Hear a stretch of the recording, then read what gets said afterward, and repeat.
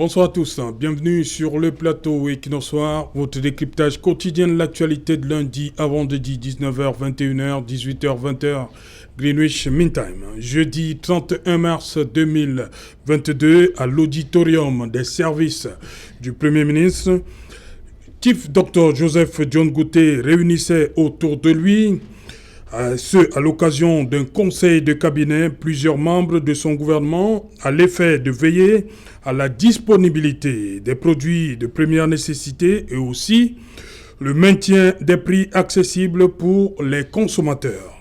Le ministre du Commerce, ce jour-là, révélait que l'approvisionnement de notre marché est essentiellement tributaire des importations dans un contexte dominé par l'inflation des marchés mondiaux causée par la dérégulation des chaînes de ravitaillement, elle-même induite par la pandémie Covid-19 et la crise russo-ukrainienne. Afin de juguler cette crise, Louis Magloire Mbaga Tangana a préconisé la poursuite de la stratégie initiée à l'occasion des fêtes de fin d'année 2021, à savoir les concertations avec les opérateurs économiques, l'anticipation et le maillage du territoire à travers l'organisation par le gouvernement ou les collectivités territoriales décentralisées des marchés forains sous forme de vente directe aux consommateurs afin de lutter contre la spéculation et la hausse illicite des prix. Un mois après le conseil de cabinet, la situation est très loin d'être maîtrisée. Les ménages continuent de trinquer. Madame, Monsieur, tout à l'heure à 20h, c'est la grande édition d'information. Tout de suite après, je vous retrouve pour Equinox Soir, deuxième partie. Ce sera le temps du débrief.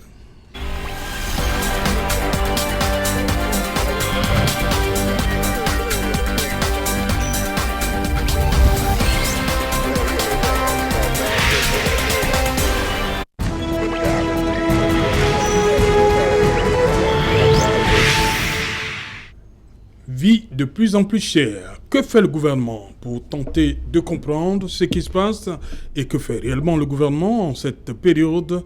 Nous avons invité en plateau ce soir Marie-Ange Ngobateki. Bonsoir.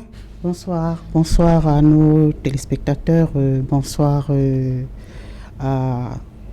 aux panélistes. Bonsoir à mes AP emprisonnés.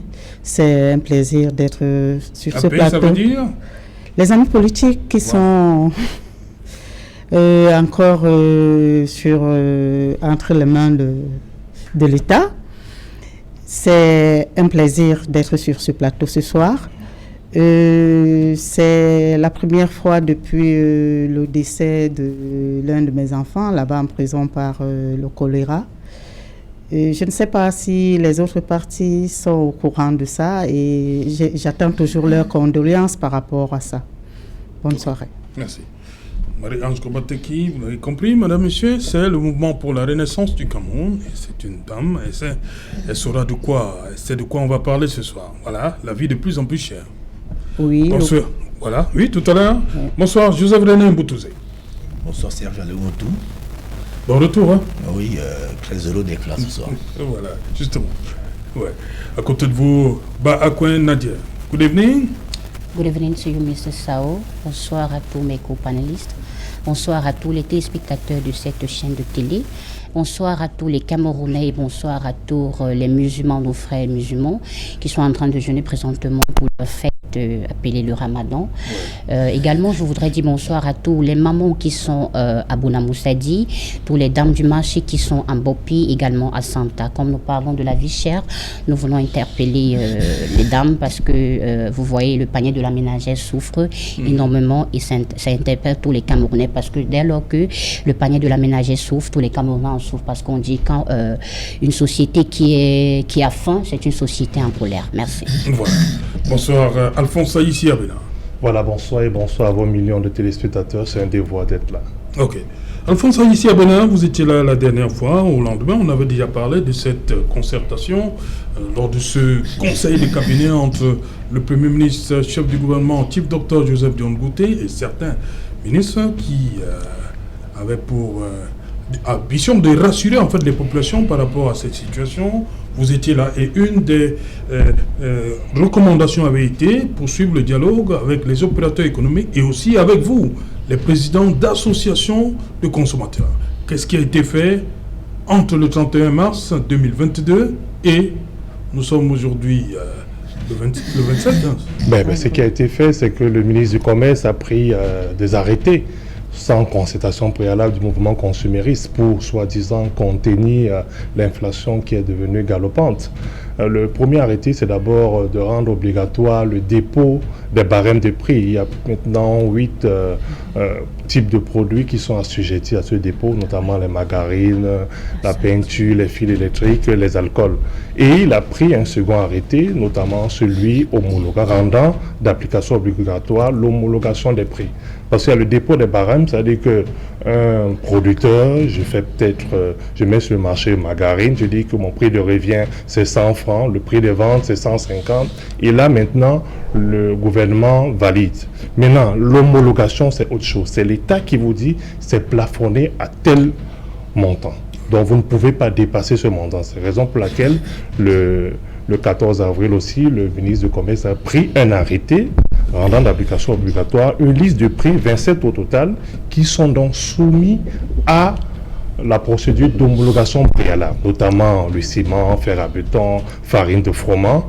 Mais nous sommes restés stupéfaits. Il faut rappeler. Vous avez cité le sac de ciment. Voilà, le sac de ciment. Il faut rappeler que le prix homologué en janvier 2022 est de 4 900 francs CFA. Ça, c'est le prix homologué. Mais sur le terrain, ce n'est pas le cas. On trouve dans les grandes villes, notamment Douala et Yaoundé, le sac de ciment 42,5, 50 kilos, autour de 5400, 5500. La moyenne, c'est 5500. Oui. Donc, quand vous éloignez des centres urbains... même jusqu'à 5700 francs. Donc, quand vous éloignez des centres urbains, les prix grimpent. Donc, il y a eu encore une autre décision du ministre du Commerce. Celle-là, maintenant, interpellait le gouverneur de la région de l'Est, lui demandant de faire en sorte que certains produits ne puissent plus être exportés. C'était le cas de certains céréales, du ciment aussi. Il demande donc au gouverneur de la région de l'Est de ne plus faire sortir les camions qui vont en direction de la RCA. Nous avons dit, est-ce que ce type de décision puisse faire en sorte que les pénuries, il y a deux types de pénuries, il y a les pénuries réelles, il y a des produits qui ne sont plus produits parce que les matières premières ont flambé, mais il y a aussi des pénuries artificielles parce que le ministre a tenu une conférence le 30 mars où il a dit aux Camerounais que les lendemains seront difficiles. Quand vous envoyez ce genre de signaux, les opérateurs, notamment ceux qui sont véreux, font des rétentions de stock, créent des pénuries artificielles, font de la spéculation, et c'est le cas dans certains centres commerciaux et certains boutiques et commerçants qui ont fait des rétentions de stock, maintenant vendent au plus cher et surtout à la tête de clients. Donc, parce qu'ils ont surfer sur les dits du ministre qui a prédit des lendemains qui ne seront pas bons, donc en demandant de se réinventer, de faire des achats, d'entrer dans les tontines. Oui. Maintenant, certains opérateurs véreux ont fait des rétentions de stock. Quand vous voulez vous ravitailler, ils disent que non, vous n'avez pas suivi le ministre, que tout a flambé, que c'est la guerre en Ukraine. Même les bailleurs maintenant disent que le loyer doit augmenter, il y a la guerre en Ukraine. La guerre en Ukraine a quoi à voir avec le loyer? Donc tout est devenu la guerre en Ukraine, le coronavirus, flambée des prix, parce qu'on a une économie extravertie et cela fait en sorte que nous sommes uniquement à la merci de certains producteurs, raison pour laquelle l'État qui a dans les pouvoirs de coercition doit se mettre en rang pour veiller au grain et sanctionner tous ces commerçants véreux. Donc nous disons que le Premier ministre a tenu dans ce conseil de cabinet, nous, on a plutôt constaté qu'il y a une flambée de prix et même des pénuries. Il faut rappeler que le gasoil, il y a beaucoup d'entreprises qui ont dit être en arrêt parce qu'elles n'arrivaient pas à être approvisionnées. Il y a, je peux citer celle qui produit le ciment, le sucre à Bandion, oui, qui a été un peu secouée et est revenue le lendemain, dit que oui, elle a été approvisionnée. Il y a l'entreprise qui est en charge de la distribution de l'énergie électrique qui a dit que ces centrales thermiques à Limbé n'étaient pas alimentées en fuel et en gasoil lourd. Pourtant, on sait que la raison réelle aussi, il faut rappeler, c'est qu'il y a certains générateurs qui sont hors service HS, mais cette entreprise aussi a vagué, a surfé sur cette pénurie pour dire que vous voyez, il y a pénurie, je ne peux pas aussi produire. Donc ça devient un multipôle où le gouvernement doit véritablement jouer franc jeu et éviter ces petits copinages avec certains industriels pour le bien-être des consommateurs qui n'arrivent plus à joindre les deux bouts. C'est très difficile, surtout avec un SMIC qui est de 36 000 francs, lorsqu'on sait que le Bénin vient d'augmenter le SMIC qui est passé de 40 000 à 52 000 francs CFA. Voilà. Joseph René Boutouzé, on l'a suivi aujourd'hui. Beaucoup de personnes se plaignent. On va rester un peu sur le cas du ciment. Il a parlé de ces pénuries artificielles où parfois même vous avez de l'argent mais vous n'arrivez pas à vous acheter du ciment tout simplement parce que il a parlé de ces rétentions-là créées par ces commerçants véreux-là qui mettent à mal véritablement notre économie. Rétention des stocks, qu'est-ce qu'on devrait faire? Oui, parce que comme il a dit, c'est à la suite du discours du ministre du Commerce qui a dit que les lendemains ne seront pas aussi reluisants. Donc beaucoup ont décidé de retenir des stocks et faire de la spéculation. Comment ramener ces gens sur le droit?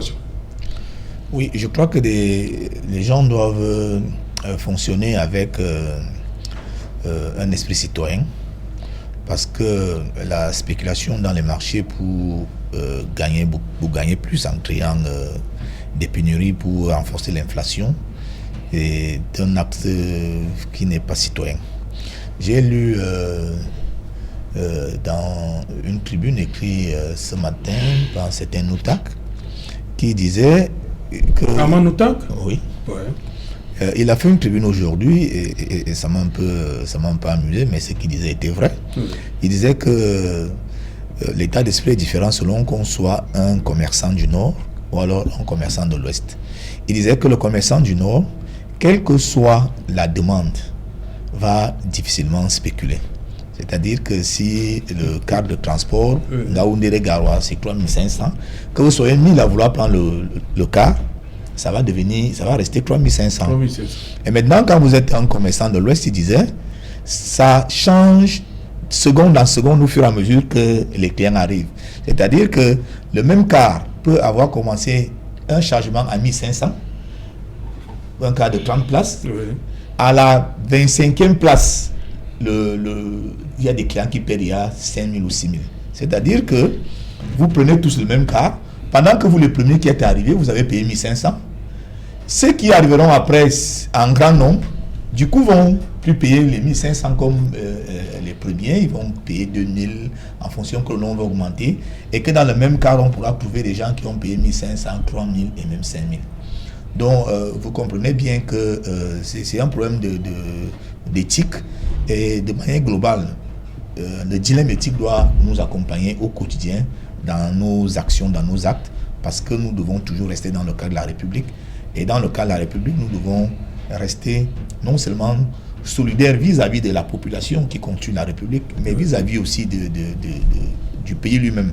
Parce que chaque fois qu'il y a des problèmes sociaux, ça peut déboucher à beaucoup d'autres problèmes dans la société qui commencent même à rendre la vie des gens pas paisible.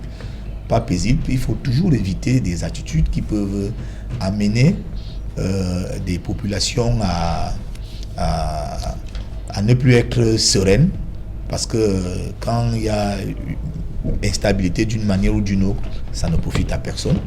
Donc moi je voudrais demander aux compatriotes qui, si c'est avéré, qui font, parce que on ne peut non plus dire que je n'ai aucune preuve pour dire que... Non, mais je peux citer un exemple. C'est-à-dire, pas plus tard qu'hier, il y a plusieurs personnes qui sont allées dans une quincaillerie pour acheter des sacs de ciment, ont demandé des factures, on ne leur a pas produit des factures. En disant que si on vous produit les factures avec le montant qu'on vous vend, les contrôleurs vont venir nous frapper. Donc, ou vous achetez à notre prix, ou vous l'achetez sans facture. Donc vous voyez que ça devient donc difficile de produire des éléments de preuve. Voilà, mais la spéculation est là. Beaucoup de gens, beaucoup de gens parlent. Lorsqu'on rentre donc au cœur de la problématique de la question ce soir, que fait le gouvernement face à cela? lorsque le gouvernement a tenté de prendre des mesures pour essayer comment je vais dire, d'encadrer ça, de mettre canaliser, de mettre des garde-fous, et qu'il y a des citoyens qui de façon délibérée font ça. Oui. On ne va pas mettre, comme quelqu'un avait dit, un policier derrière chaque commerçant. Voilà. Donc la régulation doit se faire aussi à l'intérieur même de notre société. Il faut que nous dénonçons. Il faut que des gens refusent d'acheter à un certain prix. Okay. Mais maintenant, est-ce que... Les gens refusent d'acheter un certain prix. Les gens sont dans le besoin. Non, mais vous savez, il y a des produits que nous ne sommes pas obligés de consommer. Moi, j'ai fait l'école primaire au village, Serge Alain. Et moi, je ne mangeais pas du pain au village. Dans mon village, les gens ne mangent pas du pain. Mais on peut arrêter de manger le pain, même en ville. Non, le problème, c'est pas de manger du pain. C'est manger quel type de pain, à quelle provenance de farine. On peut manger du pain, mais avec de la farine locale. Voilà. Et si nous sommes obligés seulement de faire du pain avec la farine du blé et que non seulement que la qualité, la quantité change, mais on continue à dépenser des sommes importantes en menaçant notre balance de paiement parce qu'on est obligé d'importer ces produits, ça pose un problème. Voilà, merci Joseph René. Marie-Ange, un autre secteur, c'est le marché. On se plaint beaucoup de ce côté-là. On voit des dames qui se plaignent, qui vont marcher le kilogramme et tout ça. Mais là-bas aussi, comment ça se passe? En quelques mois, on est passé par rapport au kilogramme de viande. On est passé presque au double. Au double. Presque au double. Pas le double. Vous êtes obligé d'acheter à ce prix-là? On est obligé parce que tu dois bien nourrir ta famille. C'est-à-dire, quand tu arrives au marché, c'est vrai, si tu venais acheter le kilogramme de viande que tu avais l'habitude d'acheter à 2500 et que tu as apprêté 2500 dans ton budget, arrivé là-bas, tu trouves que c'est 3500. Ma foi, parfois, tu es obligé de te rabattre au poisson fumé, qui aujourd'hui encore a aussi grimpé. Oui. Donc, tout ce qu'on veut acheter aujourd'hui grimpe.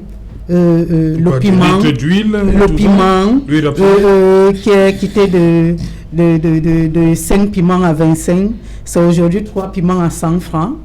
Tout, c'est-à-dire il n'y a rien que tu puisses arriver au marché aujourd'hui. Même le piment aussi dépend de l'Ukraine. Moi, ça me fait plaisir d'entendre dire que c'est les vendeurs qui augmentent les prix et tout. Mais seulement, je voudrais savoir à quel prix ces vendeurs prennent à la base. C'est-à-dire, moi, je revends, par exemple, mon piment, que je vendais 5 piments à 25. Aujourd'hui, là-bas où j'achète, je retrouve que les 5 piments sont à 100 francs. Mm-hmm. Je suis obligée de revendre donc 2 piments à 100 francs. Et normalement, quand, par exemple, c'est trop facile de dire que l'État ne peut pas mettre un policier derrière chaque commerçant. Mais à chaque commerçant, il y a souvent une base quand même. C'est-à-dire qu'on sait que, par exemple, la viande de bœuf, par exemple, disons comme ça, grosso modo, vient du Nord, et que c'est là-bas la base. C'est-à-dire que le prix d'achat d'un bœuf entier doit être quelque part homologué. Quand c'est homologué et c'est suivi par la population. La population, tu ne peux pas aller au marché, tes enfants ont faim à la maison, ils savent que maman est partie, elle va faire le marché, on va manger. Et après, tu dis, bon, comme tout est cher, je rentre. Tu ne vas pas nourrir tes enfants avec de l'argent. Il faut bien que tu achètes quelque chose. Mais je vous assure, même le riz, curieusement, même le riz qu'on achetait même en kilos, le riz qui gonflait, aujourd'hui, le riz ne gonfle même plus que si tu achètes 1 kilo, que tu sais que ça peut nourrir ta famille pour toute une journée. C'est impossible. Aujourd'hui, une ménagère ne peut pas aller au marché avec 3 000 francs. Dire qu'elle va faire le marché, même pour 2 personnes, c'est impossible. Maintenant, sincèrement, arrêtons de chercher les prétextes dans la population. Regardons la base qui est notre gouvernement et qui doit nous protéger. C'est-à-dire, il est inadmissible qu'on fasse une réunion aujourd'hui, 2 semaines plus tard, la réunion qu'on a faite soit le contraire de ce qu'on s'est dit. Marie-Ange, vous avez suivi l'exemple. On va un peu travailler sur l'exemple du président Abena. Il dit, vous arrivez, le quincailler vous vend le sac de ciment Parce que j'ai pris, on m'a donné des prix ce matin, 5700. Oui. Il ne vous fournit pas de facture. Il y a même ceux qui Lorsque vendent les à 6 contrôleurs, 500. oui voilà, vous dites 6500. Lorsque les contrôleurs arrivent, qu'est-ce qui va prouver que lui, il vend à 6500? S'il n'y a pas, si dans son facturier, il n'y a pas ces éléments, ces traces. La preuve Comment le doit gouvernement venir. peut jouer son rôle? Moi, je peux vous assurer que la pénurie de ciment est là. Et ça ne sort pas du quincailler qui me vend ça à 6500, c'est-à-dire à sa guise. Ça sort de l'entreprise elle-même. C'est-à-dire, est-ce que l'entreprise produit la quantité qu'il faut fournir au quincailler? Parfois, ces mêmes quincaillers Non, sont... moins 4-5 cimenteries, non Oui, comme ça ici. mais qui ne peuvent pas, en ce moment, ça se dit tout dehors, ils ne peuvent pas produire assez de ciment. C'est pour ça, parce que, admettons, on a effectivement 5 cimenteries. Et en les créant, l'objectif était, on se disait, parce que on se dit toujours des choses, et ceux qui connaissent trop nous implémentent ce qu'ils veulent qu'on pense. C'est-à-dire, on se disait maintenant, comme le ciment coûtait, je me rappelle, c'était dans les 4200, oui. À l'époque où les autres cimenteries sont nées, curieusement, comme tout ce qui se passe dans cet état, au lieu que ça chute, ça a plutôt commencé à grimper. Donc aujourd'hui, on ne peut pas nous parler de ce qui se vend à 5800 aujourd'hui, sans oublier qu'il y a de cela seulement 2 ans maximum. Un an maximum, on payait ce même ciment à 4200. Donc, on ne peut pas nous dire donc, que c'est dû à la guerre à l'Ukraine, que ça a commencé à grimper petit à petit. Je crois que la guerre de l'Ukraine est venue plus tard. On ne peut pas nous dire que le pain que moi j'achetais quand j'étais petite à 35 francs est aujourd'hui à 150 francs parce que c'est l'Ukraine. Le pain a commencé aussi à grimper doucement, doucement. Donc, arrêtons d'utiliser les prétextes, c'est-à-dire qui ne nous avantagent pas. Pourquoi? Nous sommes un pays responsable. Nous sommes un pays, nous avons les terres cultivables. Chez moi, c'est énorme. Tu ne peux pas parcourir, mais il n'y a pas de routes. Les cultivateurs qui ne peuvent pas transporter leurs produits vers la route. Chez vous, c'est où? Chez moi, je suis Babimbi. Chez moi, chez le Babimbi, c'est-à-dire que la terre, elle est encore vierge. Je suis en Gambé. Voilà. Donc, Makuma, chez Etofis et Joseph Antoine. Oui. Les terres sont encore il fallait vierges. Ça. Okay. Les terres sont encore bien vierges là-bas. Oui. Et il n'y a pas de route. Il n'y a pas de route. Quand on vous promet... Il n'y a pas de route chez Etofis? Il n'y a pas de route. C'est Etofis qui doit venir faire la terre. Non, c'est vous qui avez amené Etofis. Il n'y a pas de route. Il n'y a pas de route. Oui. Donc, on ne peut pas transporter ce qu'on cultive. Et finalement, ça donne la paresse. Parce que le cultivateur qui a fait un grand champ l'année dernière et n'a pas pu vendre ses aliments, ne peut plus faire la même chose cette année parce qu'il saura qu'il ne pourra plus les vendre. Et c'est comme ça que nous nous embourbons. Parce que tout à l'heure, vous parlez des matières qu'on pouvait transformer pour faire du pain. Comme vous avez dit, il y a la patate, il y a le manioc, il y a le plantain, tout ça. Et si au Cameroun, depuis, comme je disais tout à l'heure, le plan a commencé, enfin tout grimpe doucement. Qu'est-ce que le Cameroun, l'État, prévoit donc qu'au cas où ça arrive, par exemple, comme on prend en Ukraine, qu'est-ce que l'État a prévu pour qu'on ne prenne plus en Ukraine, par exemple? Justement. Ils n'ont rien prévu. Finalement, maintenant, on cherche tous les moyens maintenant pour accuser les autres. L'État, lui, il est bien, il prend les mesures et quand ils ne suivent pas leurs propres mesures, parce que, s'il vous plaît, le Mincommerce qui prend la mesure a quand même les délégations dans les provinces. Ils ont quand même je ne sais pas, même dans les arrondissements où ces gens doivent suivre à la lettre les décisions qu'ils ont prises. C'est pas pour rien que, bon, admettons, ne paye pas tes impôts. Si tu ne vas pas trouver quelqu'un devant toi, comment tu peux payer? Tu dois payer tes impôts et maintenant, pour que tu vendes normalement, tu ne trouves pas quelqu'un devant toi qui va te dire. Parce que la personne qui vient acheter le ciment, c'est aussi un Camerounais. C'est aussi un Camerounais. Et il peut, comme monsieur l'a dit, il peut aussi dire aux vendeurs que ça, ce n'est pas le bon prix. Et maintenant, on va chercher le bon chemin pour que nous arrivions au bon prix. Ah, vous me rejoignez alors? Ok. Voilà, merci. Bakouen, le gouvernement, pour vous, est-ce qu'il fait assez pour empêcher qu'il y ait cet affolement des prix depuis quelques mois, selon vous? Est-ce que le gouvernement fait assez pour éviter que des commerçants véreux ne fassent n'importe quoi au niveau du marché actuellement? Monsieur Serge Alaoto, en fait, la vie chère au Cameroun, c'est un grand problématique. Vous voyez, dans une société où la demande est énorme et la production est peu, l'inflation est toujours inévitable. Mais je pense que dans une société qui tend vers l'émergence, comme bien prêché par notre président, je pense qu'on devait mettre les caniveaux tout nécessaires pour pouvoir contrôler la vie chère au Cameroun. Nous avons tous suivi le discours du président en décembre. Il nous a parlé du frein maritime qui va réduire à 80%. Il nous a parlé de ça.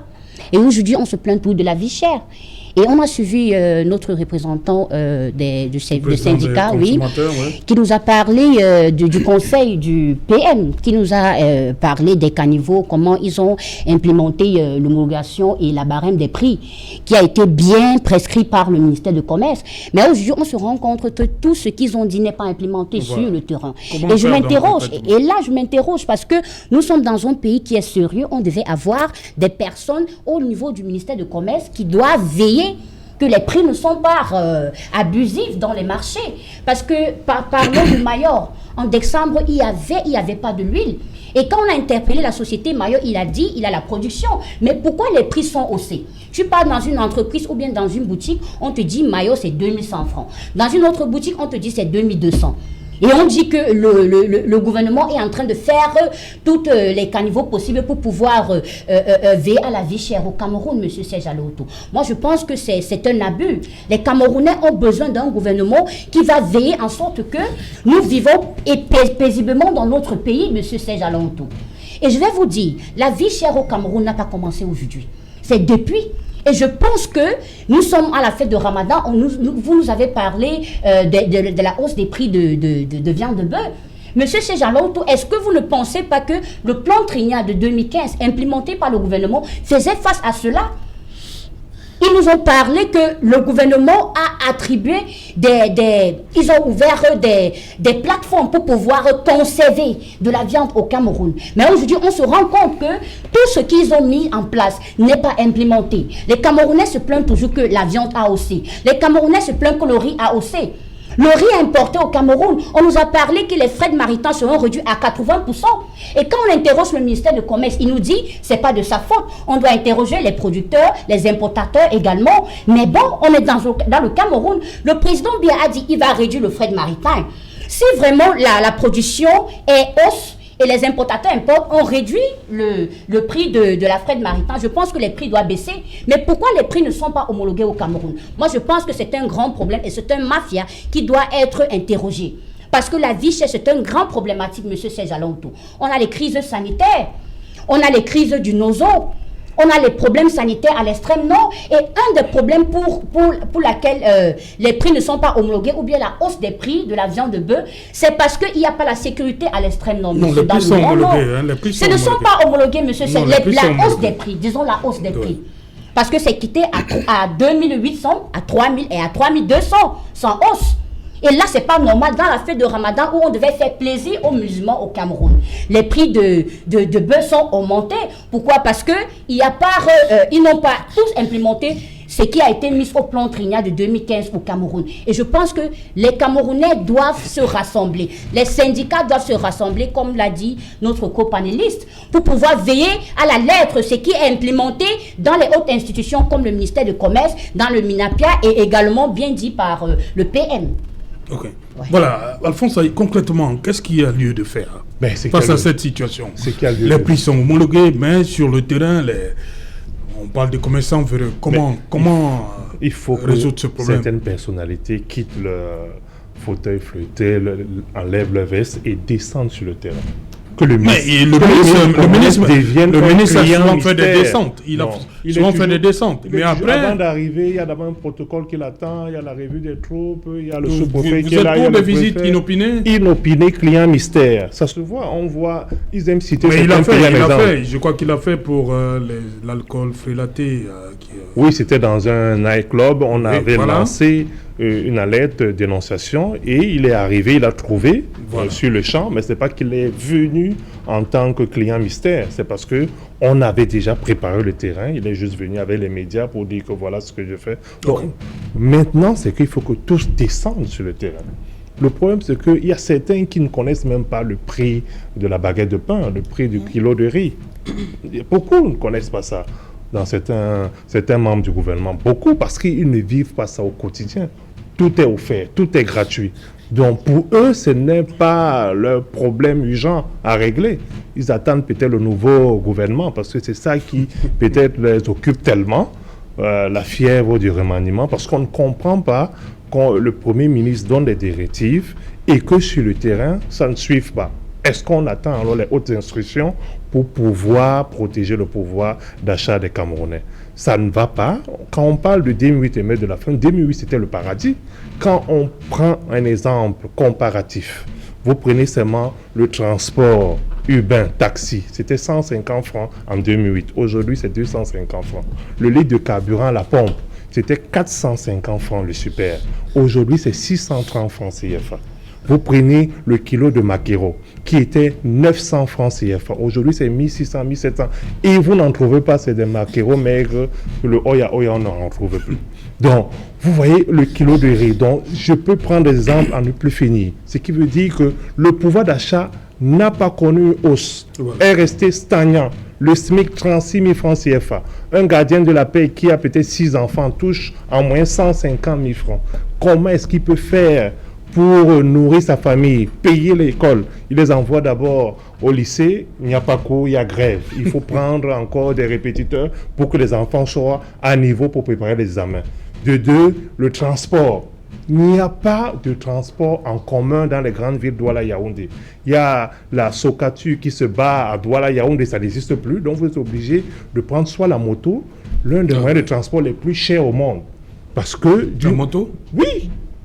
Une distance de moins de 500 mètres, vous payez 200 francs CFA. Le taxi ne peut plus faire des tronçons de plus de 2 km. Donc si vous habitez, prenez un exemple pour ceux qui sont à Douala, vous habitez à PK14, vous voulez arriver à Bonanjo, vous êtes obligé de prendre 2 taxis. Donc ça fait 250 francs x 2, 500 francs. Aller-retour, 1000 francs. En un mois, ça vous fait 24 000. Vous voyez quelqu'un seulement pour le transport. Uniquement pour le transport.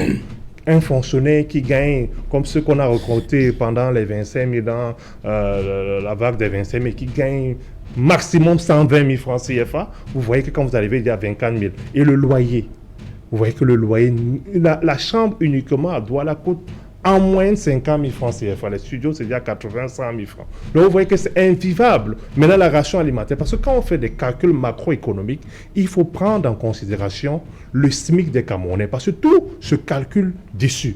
En disant que quelqu'un qui a 36 000 et que le ministre du Travail dit qu'il puisse vivre, comment est-ce qu'il va vivre? Il faudrait que ses dépenses en nutrition ne dépassent pas 30%.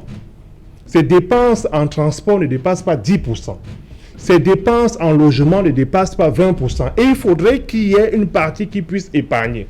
Vous voyez que les Camerounais n'arrivent pas à épargner, vivent dette sur dette. Quand ils touchent le salaire, tout est parti. La couverture sanitaire ne suit même pas. Vous voyez, on a encore des petits problèmes de choléra, pas des petits problèmes, mais des graves problèmes de choléra qui ont une résurgence, notamment dans le Mungo, à Ndjombe, il y a des cas et on nous annonce même certains décès.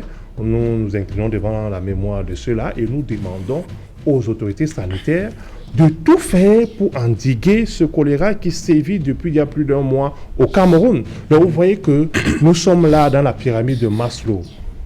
Premier strate, premier étage. On demande uniquement au gouvernement d'assouvir nos besoins primaires, c'est-à-dire on veut de l'eau, on veut de l'électricité, on veut se déplacer, on veut à manger. Est-ce que c'est trop demandé? Surtout que nous payons l'une des TVA les plus fortes au monde, 19,25%. C'est la taxe sur la consommation. Est-ce que l'État ne peut pas renvoyer l'ascenseur aux ménages camerounais en exonérant certains produits de grande consommation de la TVA? mais on exonère les droits de douane chez certains puissants, certains riches, pour que cela maintienne leur marge bénéficiaire insolente. En retour, rien n'est fait pour le consommateur et même pour les travailleurs. Je rappelle que pendant le coronavirus, le président de la République avait pris une mesure d'allègement, notamment la revalorisation des allocations familiales pour ceux qui sont affiliés à CNPS. Ça devait passer de 2800 francs CFA à 4500. Depuis 2 ans, ce n'est pas appliqué. Et même la CIPRES, la conférence interafricaine de prévoyance sociale, qui prévoit que le taux de calcul pour les pensions retraite doit être de 40%. La CNPS n'applique que 30%. Voyez comment nos retraités sont appauvris tous les jours. Ils ont la charge de la famille, des petits-enfants, parce que les enfants n'ont pas trouvé de travail, les enfants habitent encore à la maison, et leur maigre pension retraite, pour revaloriser ça, avec un décret du président de 2015, ce n'est pas appliqué. Vous voulez qu'on s'attende à quoi? Donc, il n'y aura que des tensions sociales. Et ce que nous ne voulons pas, on interpelle dans le gouvernement à tout faire pour éviter cela, parce que ventre affamé n'a point d'oreille. Voilà, Joseph René Mboutouzé, vous avez chuté tout à l'heure lors de votre première prise de parole en disant que le gouvernement ne peut pas mettre un gendarme derrière chaque commerçant. Est-ce que ce n'est pas trop facile? Pendant ce temps, on laisse les commerçants véreux faire ce qu'ils veulent parce que l'État ne peut pas suivre. Est-ce qu'il n'y a pas d'autres moyens pour ramener ces personnes-là à la raison? Non. Éviter les tensions, comme a dit Alphonse Saïssi. Non, on ne laisse pas faire. Vous ne pouvez pas dire que le gouvernement laisse faire. Nous sommes dans une situation qui a des commerçants que vous appelez véreux, parce que si le gouvernement laissait faire, ils ne sont plus véreux. Ça veut dire qu'ils fonctionneraient conformément à la réglementation. Mais comme ils vont à l'encontre de ce que le gouvernement préconise, c'est pour cela que nous tous, nous les appelons donc des commerçants véreux. Et nous devons ensemble accompagner le gouvernement dans la lutte de ce genre de comportement. Vous voyez, même dans les zones chrysogènes, il arrive que quand la population commence à accompagner le gouvernement, on voit qu'il y a des actions qui finissent par être des solutions à cause de la participation de la population. Alors nous voulons que, au lieu que des citoyens partent acheter le ciment à 5800 sans prendre la facture, mais que les citoyens dénoncent. De dire que dans tel quincaillerie, il y a un grand stock de ciment là-bas, et les gens achètent à 5800 sans recevoir des factures. Je crois que entre celui... Vous êtes pour la dénonciation? Oui, entre celui qui passe l'information pour que le gouvernement sache qu'il y a un acteur véreux du commerce dans tel endroit, et celui qui préfère s'approvisionner, moi je préférerais encore celui qui dénonce. Il est complice, hein, l'autre est complice. Voilà, l'autre est complice. Et ça fonctionne comme ça. Mais Serge, nous devons penser à des solutions de moyen terme. Oui, parce que des solutions de court terme sont pour résoudre des situations de crise, des crises. Mais si nous voulons de l'impact, nous devons nous projeter tout au moins dans le moyen terme, c'est-à-dire commencer à penser comment on peut résoudre ce problème dans 1 an, 2 ans, 3 ans. Pas comment on peut résoudre pour que ça puisse changer demain là, sinon ça sera du saupoudrage. Et je crois qu'à travers la SND 30, le gouvernement a tracé la voie. Maintenant, il reste que le citoyen s'approprie ce programme du gouvernement sur 10 ans et que le gouvernement véritablement accompagne aussi ceux qui vont vouloir s'approprier de ce programme. Je voudrais dire qu'il faut que nous produisons ce que nous consommons et il faut que nous consommons ce que nous produisons. Oui, parce qu'on a des habitudes alimentaires qui sont un peu calquées et ça pose un véritable problème. Moi, je vous ai dit, quand moi je vais dans mon village, je me lève le matin, moi je ne déjeune pas avec je ne prends pas le pain. Vous n'allez pas avoir une tasse de lait, des fromages. Là, vous dites que ça, c'est quand vous êtes au village. Oui. Quand vous êtes depuis que... Bon, voilà. Ce matin, vous avez pris quoi? Non, moi, de manière globale même, je ne déjeune pas avec le pain. Je ne prends pas du pain. Ça, c'est... Bon. Oui. Je peux faire 6 mois, je ne mange pas du pain. Oui. Voilà. Et je veux dire, parce que le problème de vie chère n'est pas accentué partout. Par exemple, chez elle, là où la production est très élevée par rapport à la demande, on ne peut pas mourir de faim là-bas. Il y a des zones au Cameroun où des avocats pourrissent, des plantains pourrissent, la tomate, chez moi, il y a eu une année où j'ai fait un hectare de tomates que je n'ai pas pu, j'ai récolté, mais je n'ai pas pu vendre. Et pourquoi? Oui, parce que la demande était très inférieure à l'offre. Waouh! Mais bien sûr, il y a des moments, moi ici à Douala, parfois je vois souvent des cajots de tomates qu'on vend à 2000 francs CFA. Vous savez que le marché est régulé en fonction de la demande et de l'offre. Bon, maintenant, nous devons construire l'offre de manière à ce que, tout au moins, que l'offre soit toujours égale à la demande. Et pour cela, le président de la République a indiqué la voie. Il a dit que la terre ne trahit jamais. Il faut que nous allons vers l'exploitation de nos terres pour pouvoir substituer ce que nous importons par rapport à ce que nous produisons. Et cela doit se voir à tous les niveaux. Mais maintenant, les Camerounais qui s'engagent à l'agriculture, qui s'engagent à l'élevage, qui s'engagent à la pisciculture, est-ce que tous ces Camerounais sont accompagnés de la même manière? C'est la véritable question qu'il faut se poser aujourd'hui. Moi, j'aimerais voir un jeune Camerounais qui a engagé une exploitation agricole. Nous tous on voit, et qui nous dit que le gouvernement ne l'a pas soutenu. Nous tous on va dénoncer. On va pousser le gouvernement à soutenir un pareil Camerounais. Parce que chaque année, on nous dit tout de même qu'il y a dans le budget des allocations pour soutenir les Camerounais qui veulent renforcer la production nationale. Et il faut que cela soit une réalité. Donc, Serge Alain, nous devons au maximum éviter d'importer ce qui ne nous sert pas à grand chose. Et il faudra aussi que les importateurs de certains produits pensent à réguler le niveau d'importation en permettant tout de même qu'il y ait des moyens de production locale. Vous ne pouvez pas importer le poisson depuis 15 ans, 20 ans à des milliards et des milliards de francs et ne même pas avoir un étang de poisson sur 2000 mètres carrés. On aurait quand même pu voir que voilà Congelcam qui a fait il a pris toute une zone dans tel endroit où il n'a fait que des étangs de poissons et qu'il peut au moins produire 500 000 poissons dans ces étangs-là. Ce n'est pas normal. Il faut que l'État veille. Et il faut que le citoyen sache que le pays nous appartient tous. Donc, lorsque vous bénéficiez du pays, comme c'est le cas de Congelcam, qu'il comprenne qu'il doit aussi en retour poser des actes qui doivent encourager le pays vers la voie de l'émergence. Voilà, on ne fait pas le procès de Congelcam ici, merci. Voilà, Marie-Ange, il a dit une chose, hein.